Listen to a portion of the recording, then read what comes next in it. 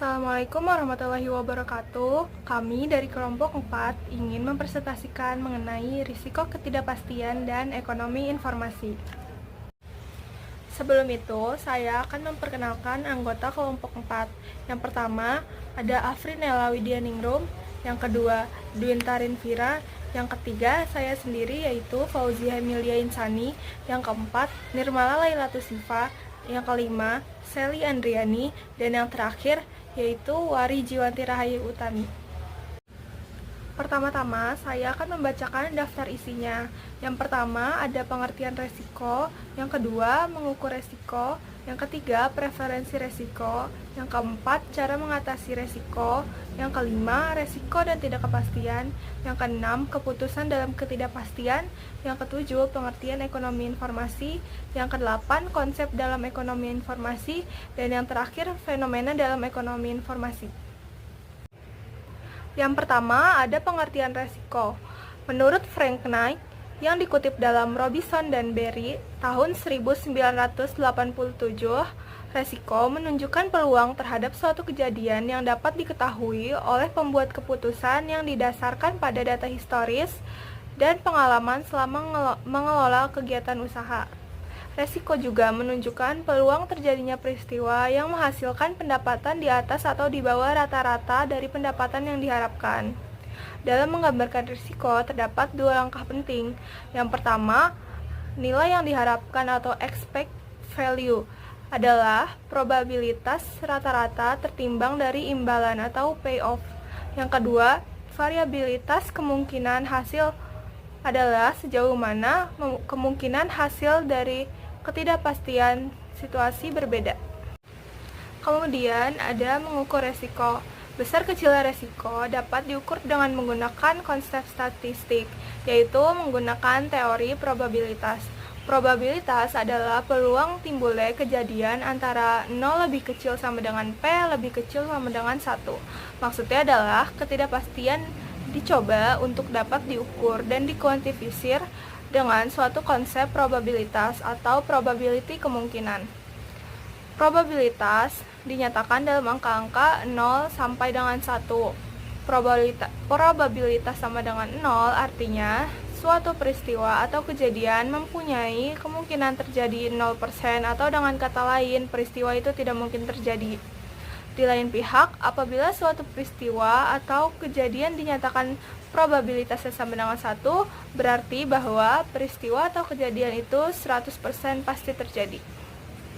Selanjutnya, aku akan menjelaskan tentang preferensi resiko. Sikap seorang yang berbeda-beda dalam kesediaan atau keadaan mereka dalam menanggung resiko. Preferensi resiko dibagi menjadi 3, ada risk averse, risk natural, dan risk taker. Yang pertama, ada risk averse atau seseorang yang enggan mengambil resiko, yaitu seseorang yang lebih memilih penghasilan tertentu daripada pendapatan beresiko dengan nilai yang diharapkan sama.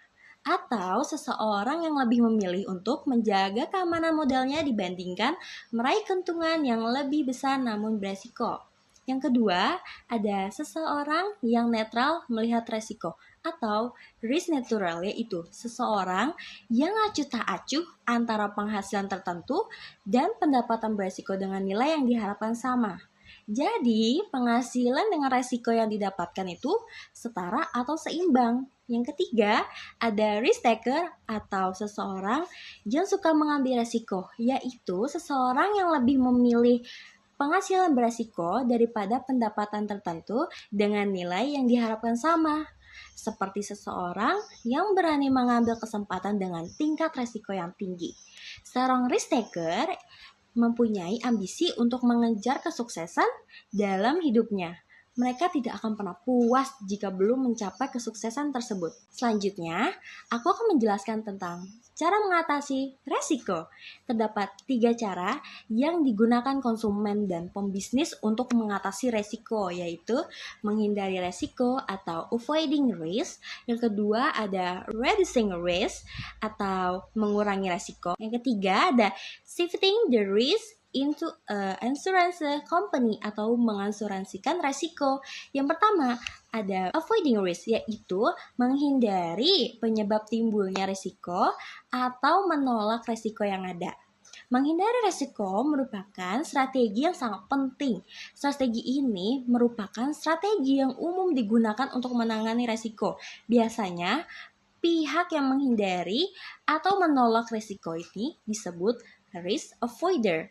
Yang kedua, ada mengurangi resiko, yaitu memperkecil kemungkinan atau probabilitas untuk terjadinya resiko tersebut atau memperkecil kerugian akibat resiko yang mungkin terjadi. Yang ketiga, ada mengasuransikan resiko, yaitu memindahkan resiko yang bakal terjadi ke perusahaan asuransi. Asuransi menjadi bagian penting dari program manajemen resiko. Selanjutnya ada resiko dan ketidakpastian. Resiko berhubungan dengan ketidakpastian, akan tetapi terdapat perbedaan antara resiko dan ketidakpastian. Menurut Robinson dan Barry 1987, resiko adalah peluang dari suatu kejadian yang dapat diperhitungkan dan akan memberikan dampak negatif yang akan menimbulkan kerugian. Sedangkan ketidakpastian adalah peluang dari suatu kejadian yang tidak dapat diperhitungkan oleh pebisnis selaku pengambil keputusan. Johan Putro 2006 menyatakan resiko sebagai ketidakpastian yang telah diakui tingkat probabilitas kejadiannya. Menurut Kontur 2004, ketidakpastian ini terjadi akibat kurangnya atau tidak tersedianya informasi yang menyangkut apa yang akan terjadi. Apabila ketidakpastian yang dihadapi berdampak menguntungkan, maka disebut dengan istilah kesempatan atau opportunity, sedangkan ketidakpastian yang berdampak merugikan akan disebut dengan resiko. Selanjutnya ada keputusan dalam ketidakpastian. Kondisi ketidakpastian dicirikan dengan informasi yang tidak sempurna dan tidak ada probabilitas suatu peristiwa. Kriteria pengambilan keputusan dalam ketidakpastian. Yang pertama, kriteria Laplace. Probabilitas semua kejadian sama dan hasil perkalian antara hasil dan probabilitas tertinggi adalah keputusan terbaik.